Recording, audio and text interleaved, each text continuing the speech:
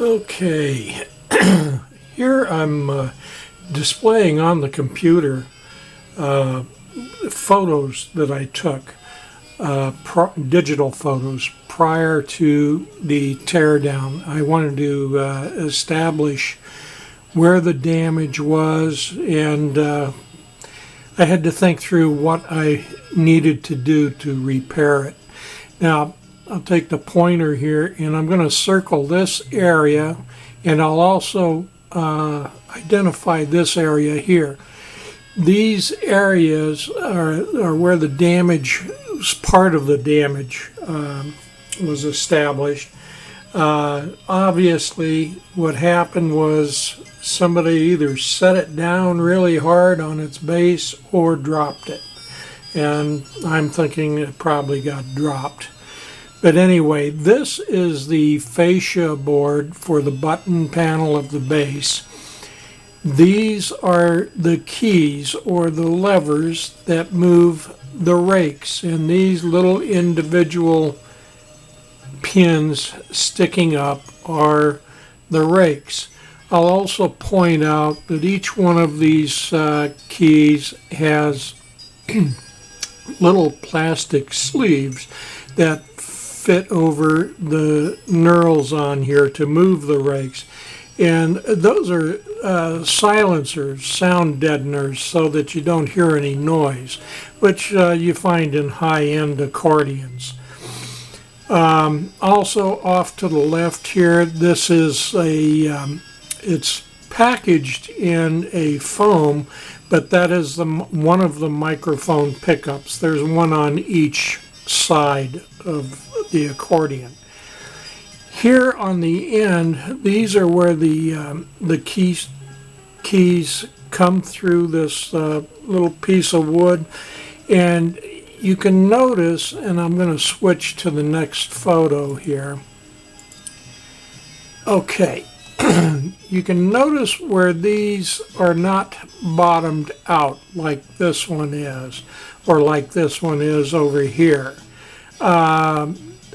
There isn't enough spring tension in the rakes to push the key back out, so they're kind of adrift here.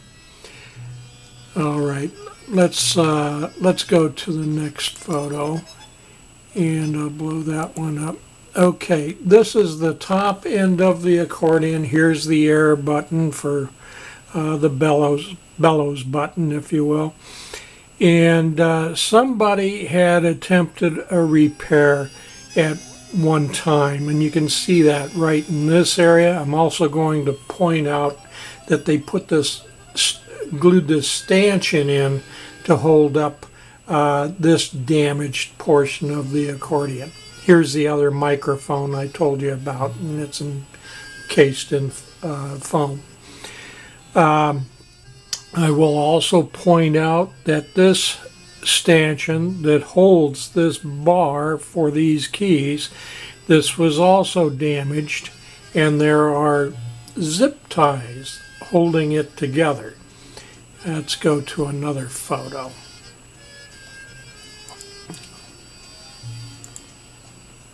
Okay, you can see those zip tie going around the stanchion a little bit better here. Well, in my assessment, I decided that I was going to replace this stanchion piece, and I'm going to go back a photo, maybe two. Sorry. Okay, and I was going to have to replace all of this in here because it had literally been destroyed. There were cracks all over the place. The type of wood that's used in these accordions is poplar. And poplar has strength, it's tight-celled, but it's very light. Trying to find it in the open market isn't that easy unless you want to buy large quantities of it. So I had to make some other choices. I did call cabinet shops to see if they could help me out you know, with some scraps or so forth. And I didn't get much help at all. I even asked the guy if he would do the repairs for me, and I got blown off because they're more into complete kitchens and bathrooms, yada, yada, yada, you know.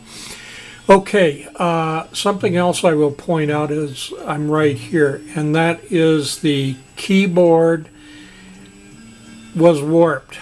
And you can kind of see that right at this end. It also happens at the other far end. There's warpage there, and what that does is it throws the keys off again. So I was thinking of replacing this whole board, but then I'd have to use cellulose to finish the board. And again, you run into complications in trying to find cellulose, especially a piece the length of this board. Okay, so then I came down to just doing a repair of the board, which meant that I was going to have to cut out this complete damaged area, and in order to straighten it, put in a more denser piece of wood, which I used was oak, to put in this little strip here, and you can't really see it, but it's beveled down to meet the face of the keyboard, back of the keyboard. Also over on this side I used a piece of maple, a couple of pieces of maple in here to finish off this side. Let's move on here. The keys themselves, there are strikers down in the bottom here. You really can't see them, and they're, even when you're up close and personal with it, they're hard to find. I used a small flashlight to aid me in identifying them. Once my repairs were done, the strikers, you can just barely see one right here.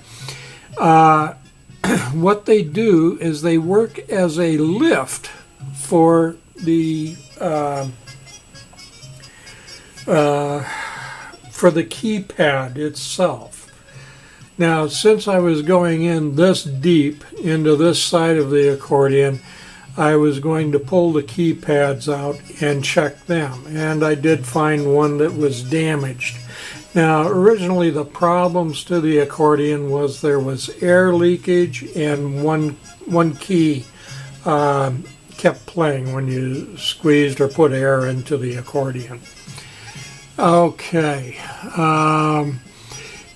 so as we move along here, now again, the reason I took all these photos was to give me reference points. Here you can see the stanchion again with the zip ties around it. I will also point out that this is all corrosion in here, and each one of these rakes had to come out and be cleaned, and by cleaned I just used some I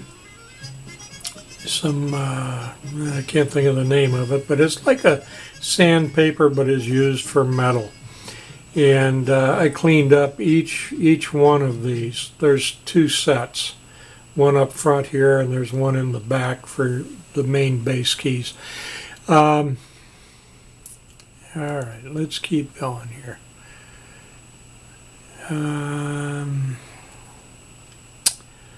Also had the microphone cord right here, which was loose. I had to restaple that in.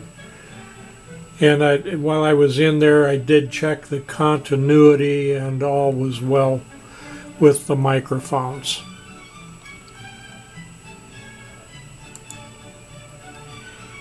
Okay. I don't think there's any other points that I need to bring out here.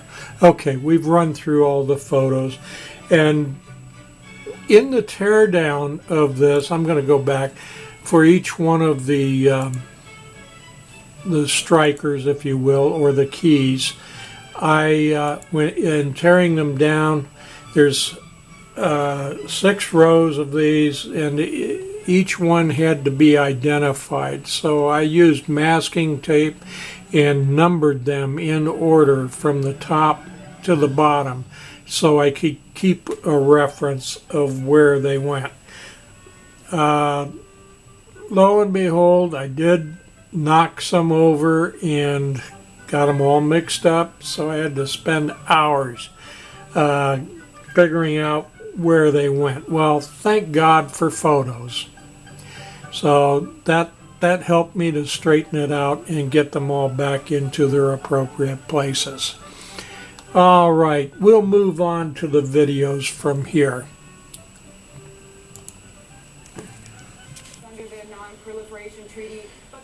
Well, here we go. I got accordion parts all over the place.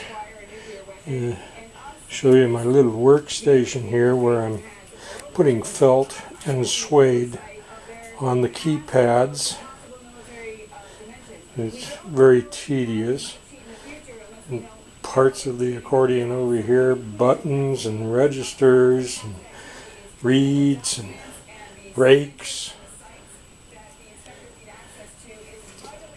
bellows, and there's the piano part. The problem with it was I had a air leak in the bass section, and one of the reeds kept going off, so that caused me to tear it down and do the repair. So that's it for now.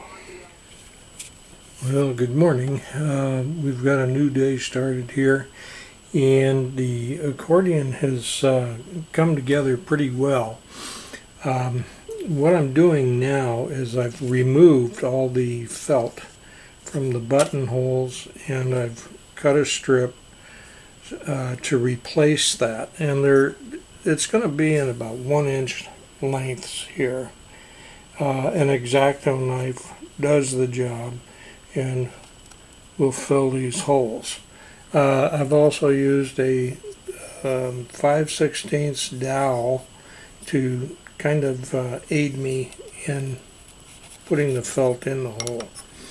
So that's where we're at right now. As far as the keys go, these have gone together really well. I've been able to tune it tune it. Well, that means adjust it so that the buttons and the travel are very limited. I'm over here. There was a lot of slop or play in the rakes, and by taking a little pick, I don't know where it's at right now. Here it is. This pick, I was able to reach down and grab hold of the bell crank point that worked on the key, and was able to lift it up, bend it a little bit, so to speak, so that it would take up the tension and give me that spring action, that recoil that I needed on these buttons. And you can see when I push the key here, where the movement in the rake opens up the 3 keys. Well, anyway, there you go. And once I get the felt in, why then I will be installing the other two rows of keys that I've got here. So get back to you then. See ya. Okay, what we're doing here is I've taken a dowel and you can see that I've rounded the end on it, and that's to come in on the felts and seat the felts so that the buttons slide smoothly through there and don't hang up. It took probably about an hour and a half to create these felts and get them glued into place. So yeah, it's a bit tedious. Sorry for jumping around here, but you can see that it is a tight fit to start out with, and that the dowel does work.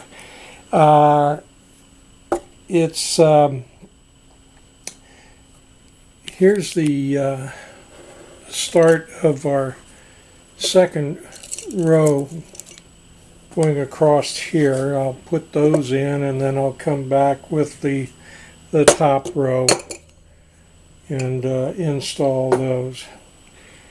And taking the time to make sure that each one is seated properly and that it has freedom of movement, because as you can see here, the dowel it gets easier as you route out the felt. Okay, I'm going to leave it right there for now. Okay, we've got that row completed.